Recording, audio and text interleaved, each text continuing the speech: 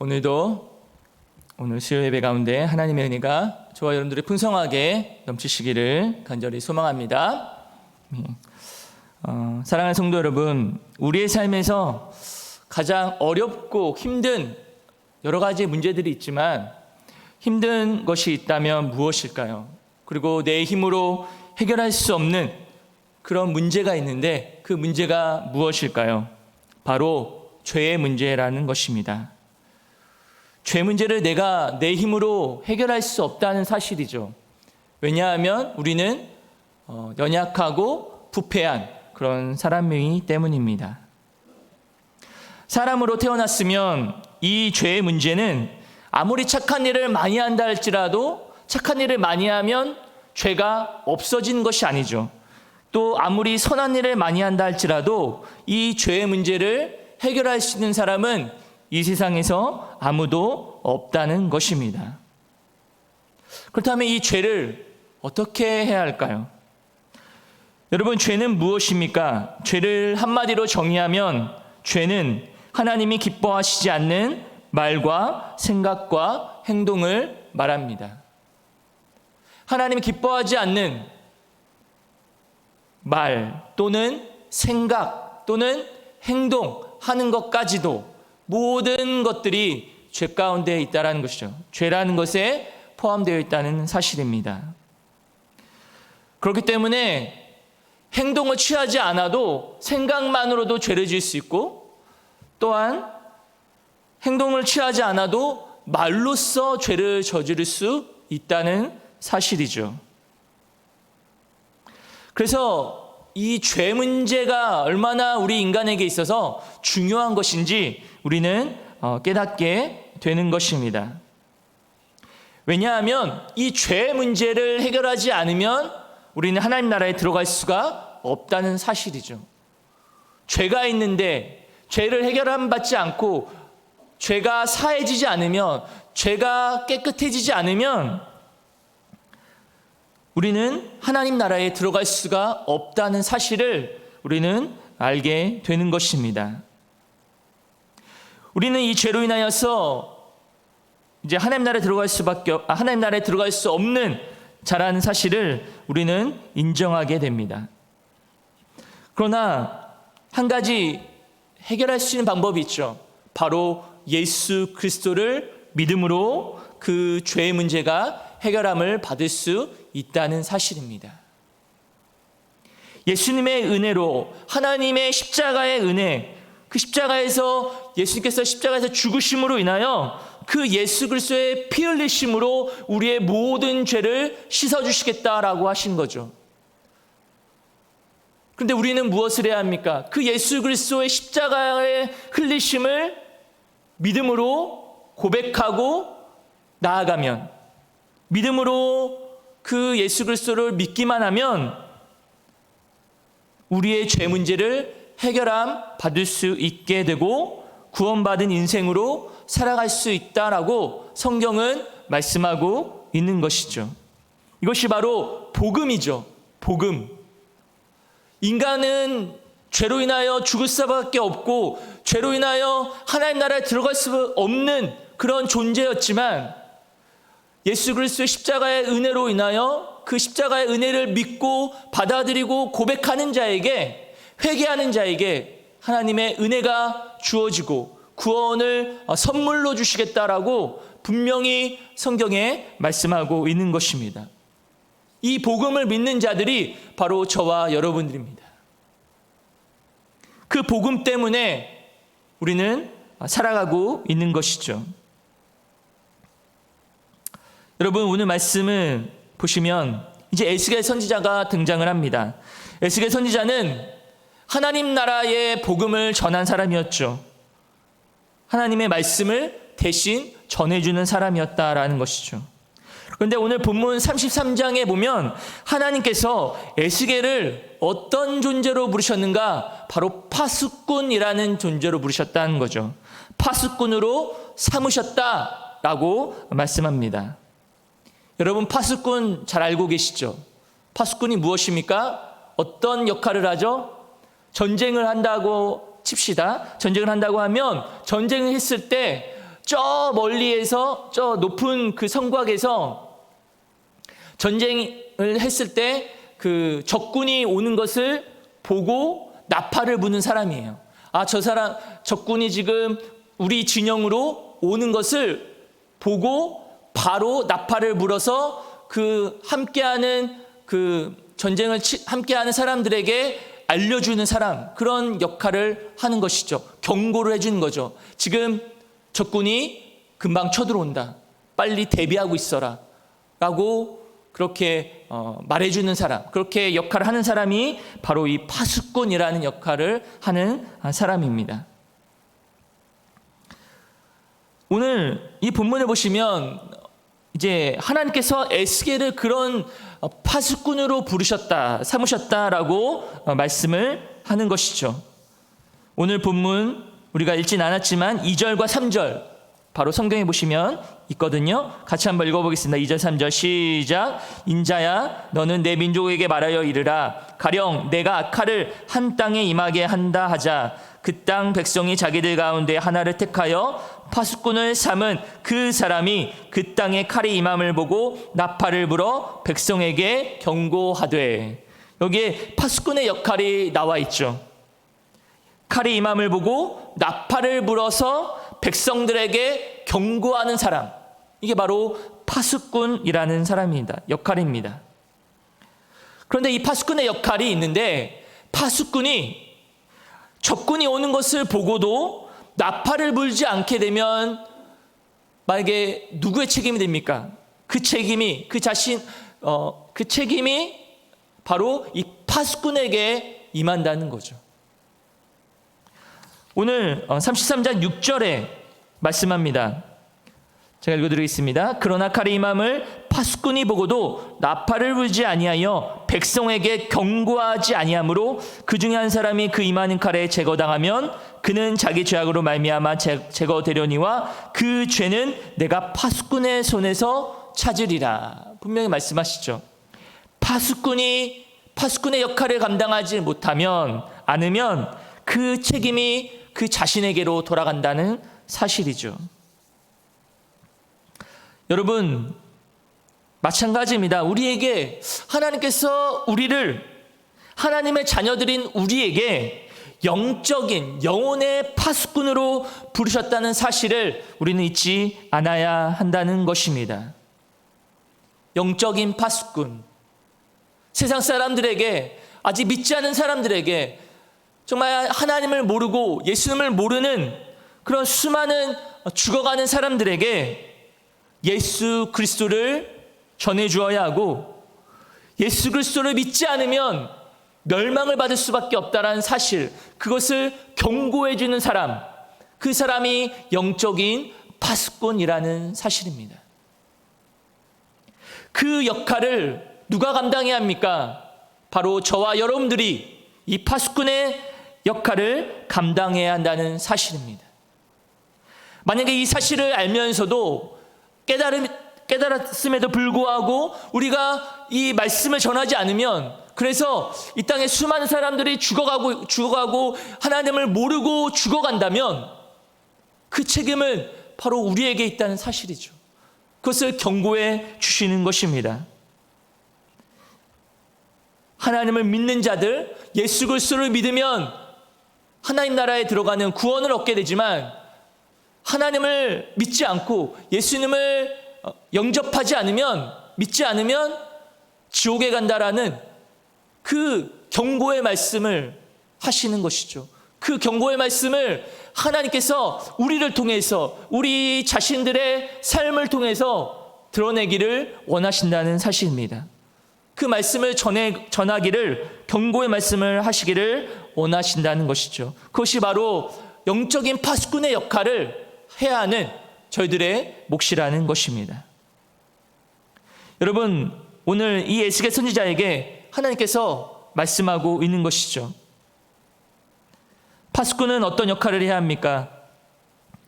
오늘 말씀을 보시면 하나님의 말씀을 듣고 하나님 대신 경고를 해주는 사람, 그 역할을 해야 한다라고 7절에 말씀합니다. 그런즉 너는 내 입의 말을 듣고 나를 대신하여 그들에게 경고할지어다. 나를 대신하여, 하나님을 대신하여 경고해 주는 사람, 그것이 바로 파수꾼이고 이 역할을 에스겔이 감당해야 한다라는 것이죠. 그래서 10절에 그 내용을 말씀하고 있습니다. 그 내용이 무엇입니까? 10절 말씀 같이 한번 읽어보겠습니다. 그런즉 인자야 너는 이스라엘 족속에게 이르기를 너희가 말하여 이르되 우리의 허물과 죄가 이미 우리에게 있어 우리로 그 가운데에서 쇠퇴하게 하니 어찌 능히 살리요 하거니와. 자, 무슨 말입니까? 이스라엘 백성들에게 지금 말하고 있는 것이죠. 누가요? 에스겔 선지자가 하나님을 대신해서 하나님께서 에스겔 선지자에게 말하고자 하는 그 말씀을 이제 에스겔 선지자가 이스라엘 백성들에게 말하고 있습니다. 뭐라고 말하냐면 우리의 허물과 죄가 이미 우리에게 있다라고 말하죠. 너희들에게 있어서 죄가 있다. 그 죄가 무엇입니까? 그 죄는 바로 하나님을 떠난 죄입니다. 하나님을 버린 죄입니다. 하나님보다 더 사랑하고 있는 것, 하나님보다 더 추구하고 있는 것, 한마디로 우상 숭배죠. 하나님을 떠나 있는 것. 마음은, 지금 자리는 여기 와 있지만 마음이 떠나 있으면 그것이 바로 하나님이 기뻐 받으시지 않는다는 사실이죠. 하나님을 떠난 것입니다. 11절에도 너희 악한 길에서 떠나라 라고 말씀하시죠. 하나님을 떠난 죄가 바로 이들의 죄악이었습니다. 우상 숭배가 그들의 죄악이었습니다. 그 죄가 있는데 그 죄가 있으면 우리를 쇠퇴하게 하고 그 죄로 인하여 살 수 없다라고 말하는 것이죠. 어찌 능히 살리요 하거니와 우리는 더 이상 살 수가 없다라는 것입니다. 그 죄가 있으면 살 수 없다라고 말씀하고 있는 것이죠. 11절에 구체적으로 더 말씀하죠. 11절 읽어보겠습니다. 시작. 너는 그들에게 말하라. 주 여호와의 말씀이니라. 나의 삶을 두고 맹세하노니 나는 악인이 죽는 것을 기뻐하지 아니하고 악인이 그의 길에서 돌이켜 떠나 사는 것을 기뻐하노라. 이스라엘 족속아 돌이키고 돌이키라. 너희 악한 길에서 떠나라. 어찌 죽고자 하느냐 하셨다 하라. 여러분, 하나님께서 에스겔 선지자를 통해서 이스라엘 백성들에게 경고하고 계시는 거예요. 뭐라고 말씀하십니까? 나의 삶을 두고 맹세하노니 악인이 죽는 것을 기뻐하지 않는다. 악인이 그 길에서 돌이켜 떠나 사는 것을 나는 기뻐한다. 그리고 이스라엘 족속들에게 말씀하시죠. 돌이키고 돌이키라. 너희 악한 길에서 떠나라. 너희 어찌 죽고자 하느냐 하셨다 하라. 분명히 경고하고 있는 말씀입니다. 돌이키고 돌이키지 않으면 너희들은 반드시 멸망을 당할 것이다. 그러니 악한 길에서 떠나라 라고 말씀하고 있는 것이죠. 강력하게 말씀을 하고 있는 거예요. 어찌 죽고자 하느냐? 무슨 말입니까? 악한 길에서 떠나지 않으면 죽는다는 거죠. 멸망당한다는 것입니다. 너희가 이스라엘 백성들이냐? 너희가 하나님께서 택하신 선한 선민이고 하나님께서 택한 백성이라고 그것만 믿고 하나님을 떠나 있다면, 하나님을 떠나 죄악 가운데 거하고 있다면 그 죄로 인하여 너희들은 반드시 멸망당할 것이다 라고 경고하시는 거예요.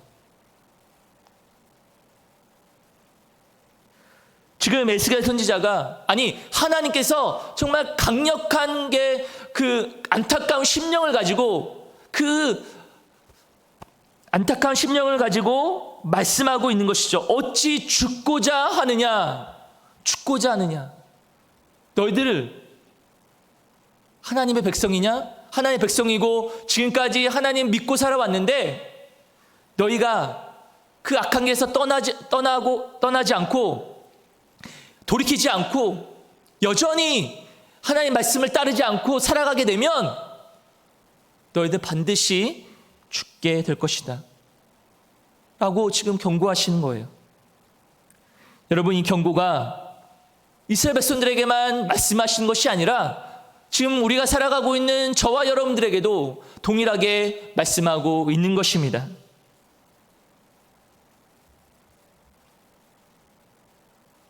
여러분, 의인과 악인의 모습이 대조되고 있죠.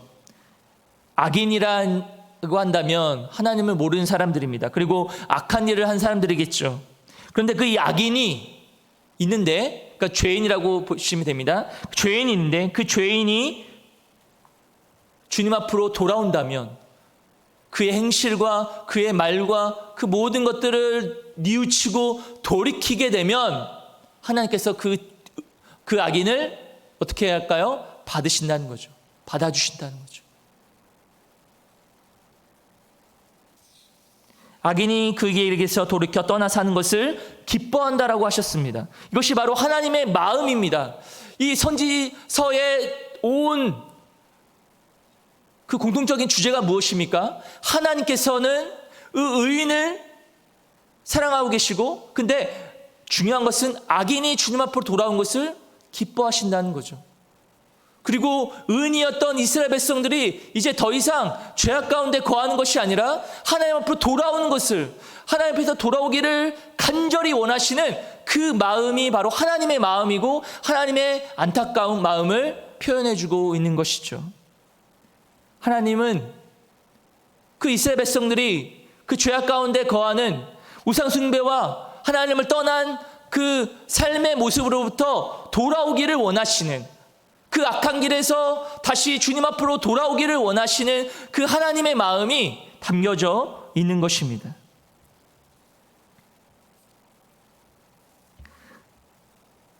여러분, 그런데 하나님은 또한 우리 믿는 사람들도, 의인들도 주님 앞으로 돌아오기를 원하시지만 또한 악인들도 마찬가지입니다. 악인들도 돌아오는 것을 원하십니다. 악인 한 명이 돌아오면 하나님은 그것만으로 기뻐하신다는 사실이죠. 악인이라 할지라도 하나님 앞에 돌아오면 아무리 수많은 죄를 가지고 있는 사람들이라 할지라도 그 사람이 하나님 앞으로 돌아온다고 한다면, 그 예수 그리스도를 믿기로 하고 회개하고 돌아온다면 하나님은 그 죄인을 받으신다는 사실이죠. 그것을 우리는 기억하고 나아가야 한다는 것입니다. 오늘 하나님께서는 이스라엘 백성들에게 돌이키고 돌이키라, 악한 길에서 떠나라 라고 경고하시는 이 말씀을 우리는 기억해야 한다는 것입니다. 여러분, 우리는 왜 영혼의 파수꾼이 되어야만 할까요? 그리고 복음을 전하며 살아야 할까요? 그것은 바로 하나님께서 우리에게 구원의 은혜를 베풀어 주셨기 때문입니다. 하나님께서 우리를 십자가의 은혜 가운데 구원하여 주셨기 때문에 그 은혜를 우리가 알고 그것을 마음에 두고 살아가기 때문에 우리는 복음을 전하지 않으면, 그리고 믿지 않는 사람들에게 경고하지 않으면 안 된다는 그런 마음을 가질 수밖에 없는 것이죠. 그런데 우리가 만약에 영혼을 사랑하는 마음, 그리고 내가 구원받은 것에 대한 감격과 기쁨이 조금씩 사라지게 될 때 우리는 영혼에 대한 관심을 조금씩 사라지게 된다라는 것입니다. 우리가 영혼을 사랑하고 구원하는 일을 소중히 여기는 마음을 가지면 가질수록 그 마음은 우리가 얼마나 그 하나님의 은혜와 구원의 감격과 기쁨을 그것을 체험하고 그것을 얼만큼 아는 것에 따라서 우리는 영혼을 구원하고 영혼을 사랑하는 일에 우리 삶을 드리게 된다라는 것입니다. 여러분, 여기서 우리가 한 가지 생각해 볼 문제가 있는데요. 그것은 바로 회개가 무엇인가를 한번 생각해 볼 문제입니다. 죄악에서 돌이키는 것을 회개라고 합니다. 그렇죠? 근데 이 회개는 하나님, 저 이러한 죄에서 돌이키겠습니다라고 고백하고 감정적으로 나아갔지만 삶에서 바뀌지 않으면 그것은 진정한 회개는 아니겠죠. 진정한 회개란 하나님 앞으로 돌아오는 것이죠. 그리고 자신을 돌아보고 악한 길에서 돌이키라는 그 하나님의 말씀을 중히 듣고 죄악된 길에서 돌이켜 사는 삶으로까지 가는 것이 진정한 회개라는 것입니다. 삶에서 드러나는 그런 의지적인 변화가 있어야 한다는 것입니다. 삶 전체로서의 방향을 바꾸는 결정으로서 마음과 행동의 변화가 뒤따라야 하는 것, 이것이 바로 진정한 회개이죠. 우리가 예수 그리스도를 믿으면서 회개의 기도를 합니다. 그러니까 죄를 지었을 때 그것을 깨닫게 되고 하나님 앞에 회개를 하죠. 그런데 그 회개 기도한 것으로 끝나는 것이 아니라 우리의 삶 속에서 진정으로 돌아와야 할 것, 진정으로 바꿔야 할 것, 변화되어야 할 부분들이 분명히 있어야 한다는 것이죠. 만약에 그런 변화가 없다면, 행동의 변화, 의지적인 변화가 없다면 그것은 진정한 회개가 아니라는 것입니다. 여러분, 하나님께서 원하시는 진정한 회개는 바로 마음과 행동의 변화까지, 삶에서의 변화, 진정한 의지로서의 변화가 있을 때 진정한 회개가 일어나게 된다라는 것입니다. 여러분, 이 말씀을 우리가 기억했으면 좋겠습니다. 여러분 또한 이제 악인이 돌아오는 것만큼 또 의인에게도 중요한 메시지를 전해주고 있습니다. 13절 말씀을 보시면 이런 말씀이 있습니다. 13절 같이 한번 읽어보겠습니다. 가령 내가 의인에게 말하기를 너는 살리라 하였다 하자 그가 그 공의를 스스로 믿고 죄악을 행하면 그 모든 의로운 행위가 하나도 기억되지 아니하리니 그가 그 지은 죄악으로 말미암아 곧 그 안에서 죽으리라. 자, 의인입니다. 자신이 하나님께서 너는 의인이다라고 말하고 너는 살리라라고 말했다라고 합니다. 그런데 그 공의를 믿고 스스로 그것만 믿고 죄악을 행하면 나는 의인이야, 나는 죄를 지어도 괜찮겠지라고 하고 그 의만 믿고 죄를 행하면 하나님께서 그 죄로 말미암아 그 안에서 죽는다라고 말씀하시는 것이죠. 멸망당한다라는 거죠. 내가 의인이기 때문에 죄 하나쯤은 지어도 괜찮을 거야 라고 생각하는 것. 의인이기 때문에 죄 하나쯤은 괜찮을 거라고 생각하는 것. 그런 죄로 인하여서 멸망을 당하게 된다라는 것입니다. 그 이유가 무엇입니까? 그것은 의인이 하나님보다 자신의 의를 더 의지했기 때문에 그렇죠. 자신의 하나님께서 나에게 말씀하신 의인이라는 그 자신의 의를 의지했고 그것을 더 믿었기 때문에 바로 하나님께서 그것을 불신앙이라고 생각하는 것이죠. 죄라고 여기는 것입니다.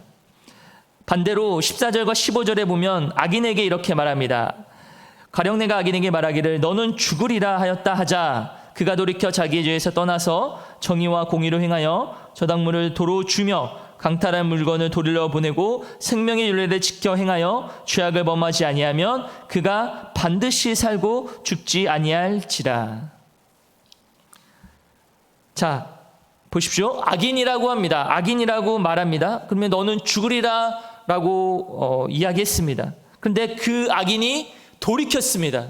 돌이키고 자신에 의해서 떠났고 정의와 공의를 행하게 될 때, 그리고 죄악을 범하지 아니하면 어떻게 됩니까? 그 악인이라 할지라도 하나님께서 살려주신다. 반드시 살고 죽지 아니할지라 라고 말씀하시고 있는 것이죠. 주의 사랑하는 성도 여러분, 하나님이 기뻐하시는 사람은 누구일까요? 하나님께서 너는 의인이야 라고 말씀하시면 그 죄를 짓고 살아도 된다라고 생각하고 그렇게 자신의 의를 믿고 사는 사람이 아니라 의인이라고 말씀하시면 더 이상 죄를 짓지 않으려고 피 흘리기까지 싸우며 하나님이 기뻐하시는 삶을 살아가는 사람, 그 사람을 하나님이 기뻐하신다는 거죠. 자신의 의만 믿고 죄를 행하는 사람이 아니라 자신이 의인이라고 말씀하셨다고 한다면 그 더 이상 죄를 짓지 않으려고 그 마음을 하나님 앞에 두는 사람이 바로 하나님이 기뻐하시는 사람이라는 것입니다. 여러분, 이제 말씀을 정리하도록 하겠습니다. 하나님께서 우리에게 오늘 이 말씀을 통해서 주시고자 하는 교훈은 무엇일까요? 내가 정말 의인이라고 생각하고 내가 하나님의 백성이고 지금까지 예수 그리스도를 믿고 살아왔는데 그런 가운데서도 아직까지 죄를 짓고 하나님을 떠나 살아가고 있다면 우리는 어떻게 해야 할까요? 그 의인을 믿고 그 자신의 의만 믿고 살아가는 것이 아니라 이제 하나님 앞에 자신의 삶을 돌아보며 그 죄를 죄악 가운데 돌이키는 그런 삶을 살아가야 한다는 것입니다. 오늘 에스겔 선지자가 말씀하셨죠. 하나님께서 말씀하셨습니다.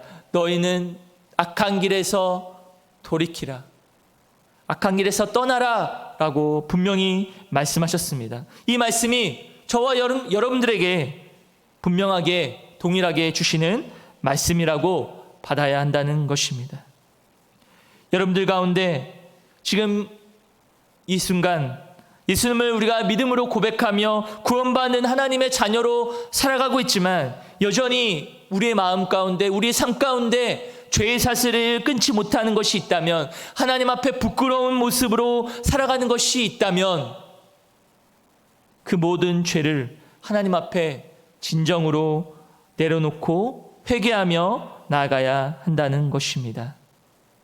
하나님 앞에 이렇게 기도했으면 좋겠습니다. 나의 죄를 씻어달라고, 나의 죄악을 끊어달라고, 나의 힘으로는 안 되니까 하나님 도와달라고 그렇게 우리의 마음과 중심 가운데 여전히 하나님보다 더 추구하고 하나님보다 더 사랑하고 하나님보다 더 마음에 두고 있는 것,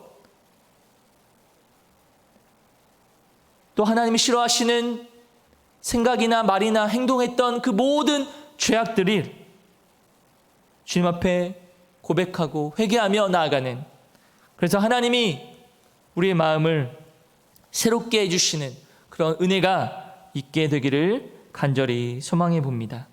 여러분, 오늘 이 말씀을 우리가 기억하면서 오늘도 살아갈 때 우리의 자신의 모든 죄에서 돌이켜 하나님을 찾으며 하나님 앞에 진정으로 회개하며 나아가는 우리 모두가 되기를 주님의 이름으로 간절히 축원합니다. 기도하시겠습니다.